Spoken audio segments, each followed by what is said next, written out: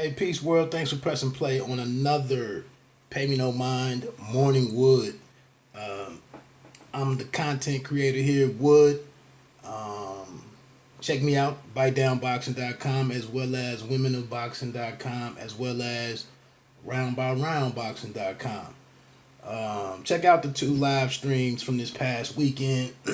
Still the dopest boxing content produced it out of anyone in my house. I would suggest you go over there and check that out and see what your boy is cooking. So it's a little bit of a later morning wood. It is a holiday weekend. Shout out to everybody out there, however you're observing Memorial Day weekend. Let's get into it. 5 topics here, not all boxing. Malika Andrews, she's a Midwest correspondent for ESPN, and this is part of my problem with the way that the NBA is covered and why I don't really rock with the NBA as tight as I would like to, because they don't care about the small market teams. They don't care about the flyover states. It's all about 3 or 4 teams. And even, in Golden State, if your team is not successful in putting together a strong nucleus over 3 or 4 drafts and forcing your way into the conversation, similar to how Milwaukee has done, nobody cares about you. And then once you do become popular, they start using some inception tactics to take your good pieces and place them where they want them to be, where the media wants them to be, for the coverage that they want to do. And so Malika Andrews was she was in the house to interview, or the post game press conference last week. I guess that was game 6 for Milwaukee and Toronto. And she asked Giannis and Chris Middleton a question about something. Did they learn something and whatever. And as soon as she said her name, Giannis got a look, or Chris Middleton got a look on his face. Giannis looked down with disgust or disdain towards her. And then after she finished posing her question, Giannis got up from the table and just left. He just walked off. And then Chris Middleton tried to say something. And that night, probably shortly after, Malika Andrews puts together a lengthy article on ESPN talking about the loss in that series. Losing in the finals would come into question. It somehow put into jeopardy whether or not Giannis, who stated on numerous occasions he wants to remain and plans to remain in Milwaukee once this deal is up. But she put out an article and included a statement that sources near Giannis, someone in his camp, said that this situation right here could be the reason why he goes elsewhere. That's reckless in my opinion. Who is Giannis to even have a team, similar to like a LeBron James or something? Who would be out there saying stuff like that? Giannis is just not that type of, hasn't come across as that type of player, that type of elite NBA player. So this kind of piggybacks off something that happened with Stephen A. week and a half or so ago. He was on his show, his radio show. I'm out at lunch one day, and he's on his radio show, and he publicly uses the Inception tactic from the movie Inception to say that Zion, another one-name guy, that Zion should go to New Orleans, go to David Griffin, and should tell him, I don't want to be here. So that they trade him. Citing Kiki Vandeweghe and I guess Danny Ferry did it years ago. And later on I'm listening, and Zion's stepfather clearly said that they were excited for the challenge and to be moving to NO, and that they just take their talents to New Orleans and do what they need to do, which is about what we know about Zion at this stage. The dude just wants to play. A week later or a few days later, after being bounced out of the NCAA tournament, there was footage of the dude playing pickup ball with with regular Duke students at Duke. Like, he just wants to play. But here it is. Stephen A goes on his program and lays the foundation that this is what you should do. Like, has he gone beyond his role as a sports talk show host?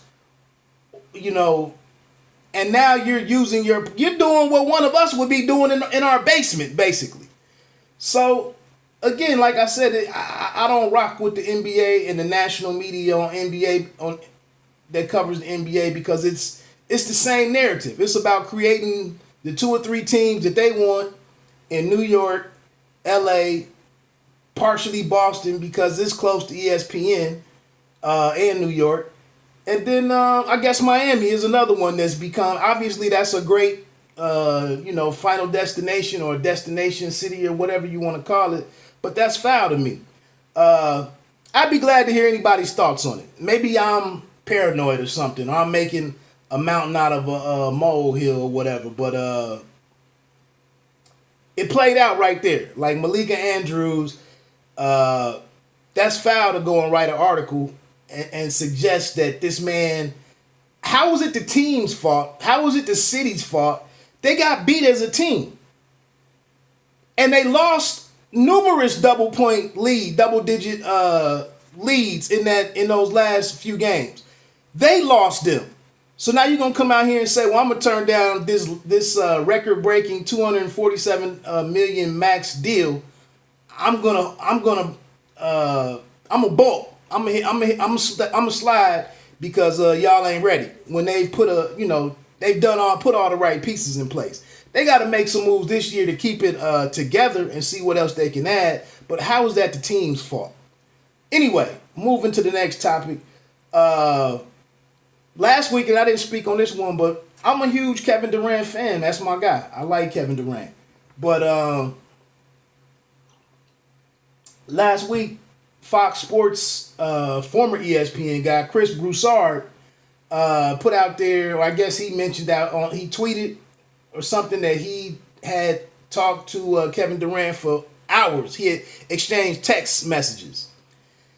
And he said he had exchanged text messages on discussing a number of topics with Kevin Durant. And then Kevin Durant tried to front on him on Twitter and said, "Bro, you don't even have my number."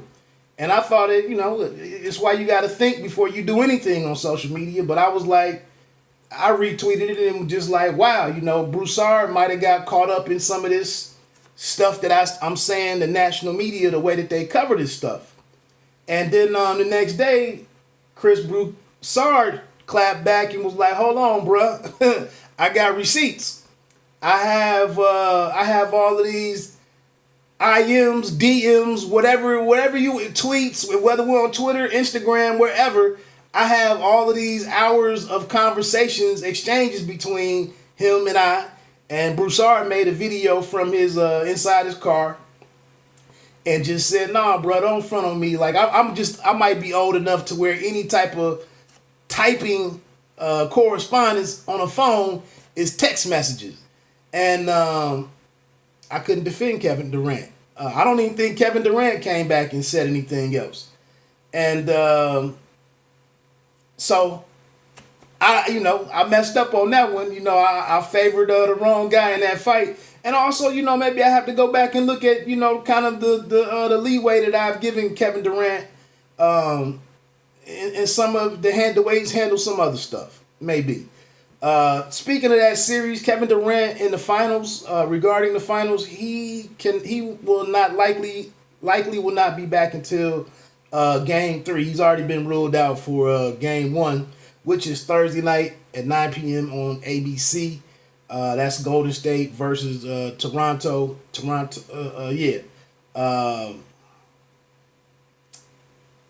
I just, in this one,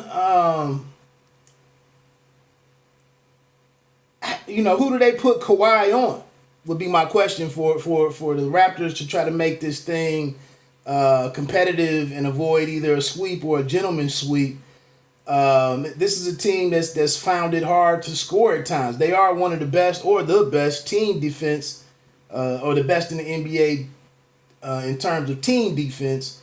But and trying to maximize the effectiveness of Kawhi, like, who do you put him on so that he's not killing himself on the defensive end, because you need his 30 to 35 points on the offensive end. So it'll be interesting how they deploy Kawhi in terms of trying to slow down any of the guys who can, any of the guys that can get hot and go on a good, in particular, I guess, Klay Thompson and Steph Curry. Obviously, I would take Golden State in this series. What's his name? Boogie Cousins could be back. He's been cleared for on-court activities, but it's still uncertain if he'll be available for Game 1. And even missing this much time with this quad injury, how much could he do? How much could he contribute in Game 1? But that's part of the weakness of Toronto is their front court players. But we'll see. Let me move on to some boxing, man. I'm already behind on the clock. Hearn and this Wilder invitation to come to this. It's fight week in New York City for Anthony Joshua and Andy Ruiz. And I just saw it's another comment from Eddie Hearn on regarding Wilder not being at MSG this week. Hey, if they sent the invitation, or if DAZN sent the invitation, if John Skipper sent the invitation to Wilder, and it's been rejected or declined, then so be it. It is what it is. Eddie Hearn, though, I think it's a chance for a guy who's pretty slick with it, who's cognizant of so much. You really should just step away from this week and just focus on the fight the fight in front of you. And he mentioned it in his comment. He said, let me see if I can get right to the quote. Oh, he said, what can we do? We want the undisputed fight. We can't make it any clearer. I don't care about Deontay Wilder. We've got to care about Andy Ruiz. So, that's not too hateful in regards to leaving the whole situation where it is. I guess my question to Wilder fans, and I'll continue to ask some different things, is, are you okay with the Wilder-Ortiz rematch being next? And especially if that's being put out there, if that's being organized as a pay-per-view event. Are you okay with that? Wilder versus Ortiz. Will you support that, unconditionally? Me personally, I wouldn't pay for it. I might not even check that one out at the movie theaters if that's an option. I just might not, depending on what the undercard that would be put around it. Hearn did say, I don't think Deontay wants to be here, would show up because he's not going to fight Joshua. He says that he doesn't want to fight Joshua. I don't know about that. There's going to be a lot of pressure on him. He said if he's there, we're going to put it on him. The media are going to put it on him, and the fans are going to put it on him. And then he says it, and if he knows he's fighting Ortiz, there probably isn't a huge amount of point in him being there, I guess, going to be honest. But I hope he goes. I believe I said there was a article out there on 78 Sports Channel where Deontay just said he might have some other stuff going on. He did leave it a little open-ended, but chances are that's not happening. And I think for us as fans watching the whole thing, no one is saying that Deontay has to go. And that why would he go and help them add, buzz and generate more attention to their event? Why would he do that? I guess if you're not interested in quote unquote breaking the wheel from Game of Thrones, from Daenerys, if you're not trying to break the wheel and how these negotiations have played out, then maybe you look at it that way. but I could see him going because he's setting up something for the future, and really wants to signal that they want to take an earning shot at getting this fight. But like I said, I think business wise, I just think there's other objectives right now to the purse, to the people holding the purse and the purse strings, and so he won't be there. We'll see if the fight delivers on its own. Before I get into my first Joshua, what is this? 4 days in a wake up thought. Before I get into that,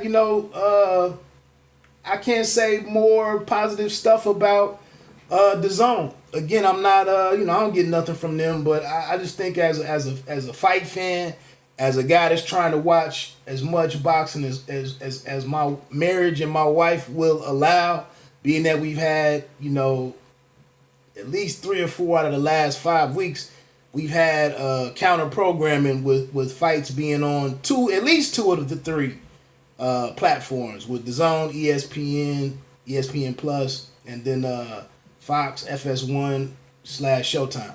It's been deep the last 4 to 5 weeks.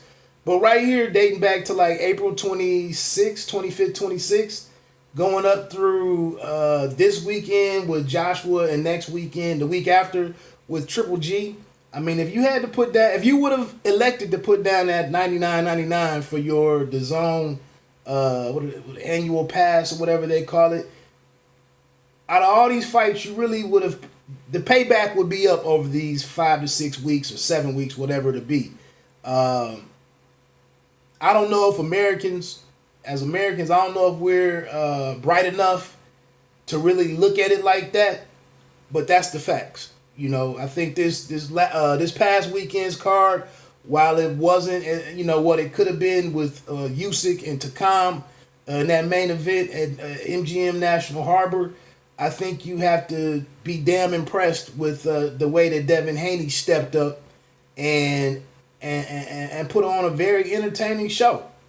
With the knockout of the year, fight or performance, and then with the heavyweights in action, you usually don't get to see heavyweights, but like I said, as we have this impasse up at the top between the Joshua and Wilder camps, it's going to be a lot of heavyweights that are going to be fast tracked to become opponents of these two guys in one way or the other. So, to check out a guy like Hrgovic, who was in against Gregory Corbin, put him away quick, and then to watch Michael Hunter put away Fabio Maldonado. Again, like I said, you might as well get familiar with these guys, because that's probably, all of these guys are probably going to factor in to the picture as opponents before it's who we really want to see. Shout out to Jim Gray for keeping it a super buck. But yeah, and then, like I said, to get to see a kid like Lorenzo Simpson, I'd heard some different stuff about Truck. To get to check him out, on June 8th, we'll be able to see Charles Conwell out of Cleveland, a former Olympian and a guy who could start making some noise and is very motivated to start making some noise at super welterweight. I just don't have any complaints about the zone. I'm sorry. I'm getting more out of that than my $12 or $11.99 or whatever it is for Showtime.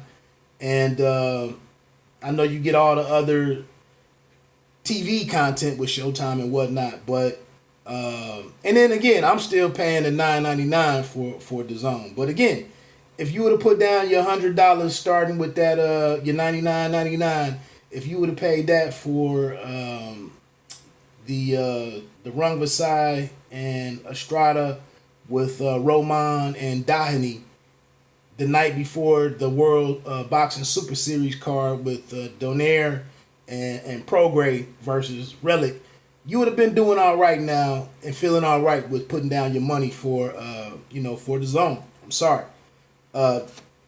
Technical difficulties notwithstanding, I haven't had any of those problems. But not to say that the people out here that had some negative experiences, You know, it is what it is. Joshua-Ruiz, 4 days in a wake up. Still haven't watched that Ruiz and Parker fight, but it's a lot of pressure that the Wilder first round devastating knockout of Dominic Trouble Brazil. I don't know if anybody's seen that brother since that night. Hopefully he's recovering well, but that's put a bigger light on this. People are going to be scrutinizing it because it's a big moment, but is it going to be supported? Is the news going to be out there? There is content over at on the YouTube channel of DAZN, which kind of makes people that pay the subscription like, do you feel slighted when other people have access for free, to this content? But that's going to be part of the knock. Is it being promoted correctly? Does it feel right? We heard this complaints for the Canelo fight with Daniel Jacobs. Like, it's just not the same buzz with it being on this on this app. But in my opinion, it's not so much of a negative for the app. In my opinion, it's a transition that's been started. And it's obvious that there's still a segment of boxing fans out there who still hold on to the belief that you have to watch boxing on your phone, and that's just not the truth. So it's not going to change overnight that the media follows this, the fights on this app in the same way that it's that fights are followed on the the traditional platforms. So it's a lot for them to overcome and to change people's thinking. But I think they've started, and we'll see what happens this week. But getting to the fight itself, it's really going to be interesting to see how Joshua reacts. It is going to be enough. I expect it to be enough people and fight fans from Britain, Great Britain, and the UK to be over here to make him feel the energy in the building feel somewhat electric, and for him to feel at home and people to be cheering as he's landing shots and as he's doing positive stuff. So I think he should feel comfortable as he gets rolling. But it's a lot for him to come over here and do something that's going to be scrutinized regardless. If it goes 5 or 6 rounds, those who don't believe in, who aren't buying anything about AJ, that's going to feed into to them and the criticism that they want to get out there and the narratives that they want to run with. But again, I don't think AJ is the same type of. He's not the same fighter as Wilder. And so it'll be interesting to see what he does with Ruiz's volume. Is he proactive or is he reactive? A guy like Ruiz throwing punches in bunches. What does AJ do to offset that? Can he come in and impose himself from the first bell? Or will he be, mindful of not wanting to get clipped with something or whatever? It's a lot of intrigue in what he does against Ruiz and how effective Ruiz can be, through the first 2 to 3 rounds or whatnot. So that's what my speculation will be on over the next couple of days is just, how does he open the fight and how does he get on the attack? What does he do? And I don't think I think with him having a completely different game from Wilder, no sense in him trying to do anything to compete with the stoppage against Brazil. You need to go in there, box, get into a rhythm, get your defense going, start downloading information on Ruiz and get a sense of what you need to do and then execute it. And, you're not going to win everybody over in one performance, but get the W. You probably should be able to stop Ruiz and give a nice account of yourself and get on out of there. And we go back and see what's next. So look, man, let me wrap this up. I don't have nowhere to be today, so the morning wood ran a little long. Like I said, feel free to check out those 2 live streams I did before Saturday night's action and a reaction to Saturday night's action that I put out there yesterday. And like I said, it's the best boxing live stream put together by anybody in my house. So with that said, you don't have to be great to start, but you have to start to be great.